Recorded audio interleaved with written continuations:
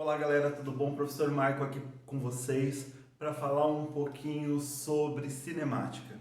Turma, a cinemática é uma parte da física que está dentro da mecânica. A mecânica, por sua vez, é um ramo da física que estuda o movimento dos corpos. Só que quando nós falamos em mecânica, é muito importante a gente entender que essa mecânica ela é dividida ali entre causa e consequência para poder estudar esse movimento. Como assim, professor? É simples, galera. Se um corpo está se movimentando, ele vai ter algum motivo, tem alguma causa, houve uma causa que teve como consequência o movimento desse corpo. Quem estuda a causa, o como ocorre esse movimento, é a dinâmica, que aí entra as leis de Newton, a aplicação de forças. Agora, se eu quero estudar somente o movimento do corpo, quanto ele percorreu, quanto tempo ele percorreu, qual a velocidade desse corpo, se ele escreveu uma trajetória retilínea, se ele escreveu uma trajetória curvilínea, aí é a cinemática. Agora, se esse corpo ele permanece em repouso, eu preciso estudar quais são as condições que mantêm ele em repouso. Então nós temos a parte da estática, beleza? Então aqui agora, turma, nós vamos começar a estudar os conceitos básicos que são envolvidos dentro da cinemática. Quando eu falo em cinemática, primeira coisa que eu preciso entender, eu não vou trabalhar com um corpo. Corpo é tudo aquilo que possui massa e ocupa um lugar no espaço. Dentro da cinemática, a gente não usa o conceito de corpo. Nós usamos o conceito de partícula ou ponto material. O que é esse partícula ou ponto material? Simplesmente é o corpo que nós consideramos suas dimensões. No caso, nós não levamos em consideração a massa deste corpo na hora que nós vamos trabalhar os conceitos de cinemática. Então, nós damos o nome como partícula ou ponto material. Galera, essa partícula ou esse ponto material, ela pode estar em movimento ou em repouso. Então é importante eu entender o significado, qual o conceito de repouso, qual o conceito de movimento. Bom, neste momento, eu estou falando com vocês, eu posso estar me mexendo, eu posso estar dançando, ok? Que não necessariamente eu vou estar em movimento. Como assim, professor? Se você está balançando para um lado ou para o outro, você não vai estar em movimento.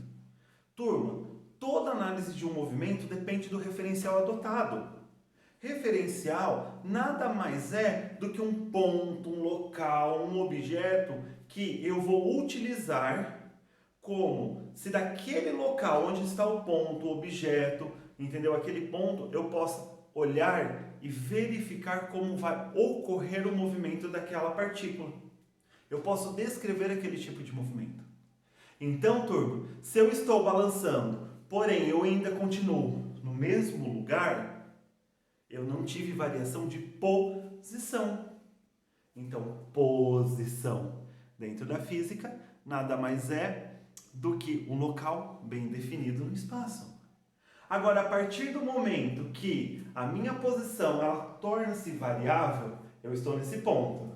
Eu vou dar um passo. Eu estou em outro local. Dei mais um passo, outro local, mais um passo, outro local. Então, galera, a partir do momento em que minha posição ela torna-se variável, eu tenho o que nós chamamos na física de movimento, ok? Então, o movimento é quando a posição de uma partícula ela é variável.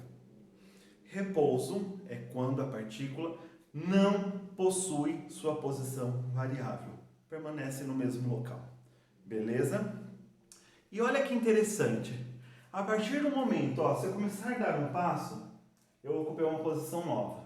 Mais um passo, uma nova posição. Imagine que, se eu tivesse aqui uma canetinha, cada passo que eu vou dando, eu vou fazendo um risquinho no chão. Você concorda comigo que esse risco, essa linha, não vai conter exatamente todos os pontos na qual eu ocupei conforme eu comecei a andar?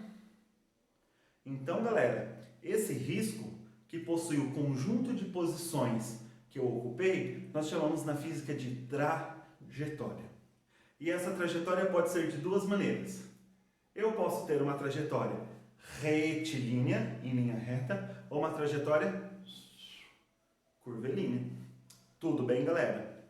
Então, esses são alguns conceitos básicos que eu preciso saber durante o estudo da cinemática.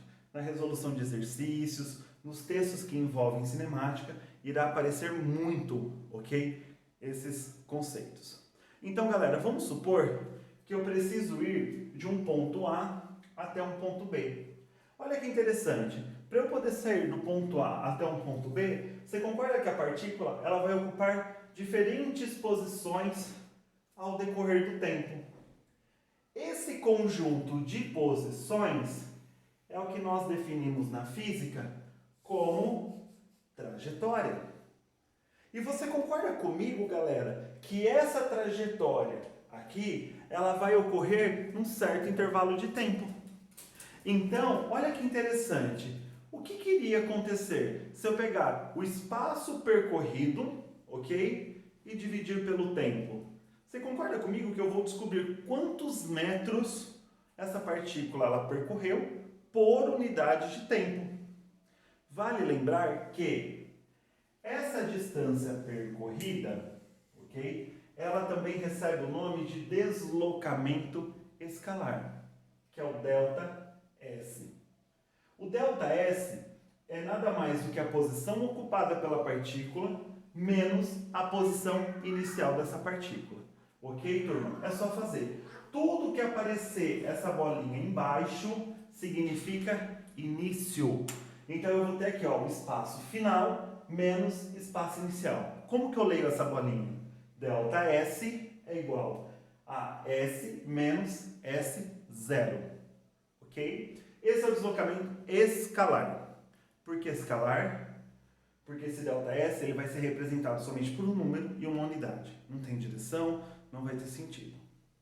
Turma, o tempo que essa partícula leva para ir do ponto A até o ponto B é chamado de ΔT, que é o intervalo de tempo. Tudo que possui delta é variação. Então, ΔT, variação do tempo. Tempo final menos tempo inicial. Aqui ó, o zerinho, turma. ΔT, T menos T0, ok? Galera, então, se a gente dividir a quantidade de espaço percorrido pelo intervalo de tempo, eu vou ter essa razão aqui, ó, ΔS por ΔT. Essa razão na matemática vai me dizer quantos metros a partícula percorreu por segundo, por unidade de tempo. Isso, na física, nós chamamos de velocidade. A velocidade nada mais é do que a razão entre o espaço percorrido por unidade de tempo. Lembra lá do Sistema Internacional, turma? Lá das suas primeiras aulas de física? Qual é, no Sistema Internacional, a unidade padrão de espaço? É o metro. Qual é a unidade padrão de tempo? É o segundo. Então, no Sistema Internacional de Unidades, nós usamos para velocidade a unidade metros por segundo. Só que o carro do meu pai, o meu automóvel, a velocidade não é medida em metros por segundo. Eu ando em quilômetros por hora. Está errado? Não, não está errado. Quilômetros é uma unidade de espaço, horas é uma unidade de tempo. Então segue essa relação espaço por tempo, velocidade, está correto. Essa é uma unidade usual, não é uma unidade padrão do Sistema Internacional. Logo, em alguns momentos nós precisamos converter. Então, para eu converter quilômetros por hora, que é a unidade usual, tá? É do nosso dia a dia, para metros por segundo, eu posso simplesmente aplicar o fator de 3,6. Então, de metros por segundo para quilômetros por hora, eu multiplico por 3,6. De quilômetros por hora para metros por segundo, eu divido por 3,6. Exemplo, galera. Se eu tenho aí uma velocidade de 72 km por hora, se eu dividir por 3,6, eu vou ter 20 metros por segundo. Se eu tenho 10 metros por segundo e eu quero em quilômetros por hora, eu multiplico por 3,6. 10 metros por segundo vezes 3,6, 36 quilômetros por hora. Tudo bem, galera? Um grande abraço, até mais!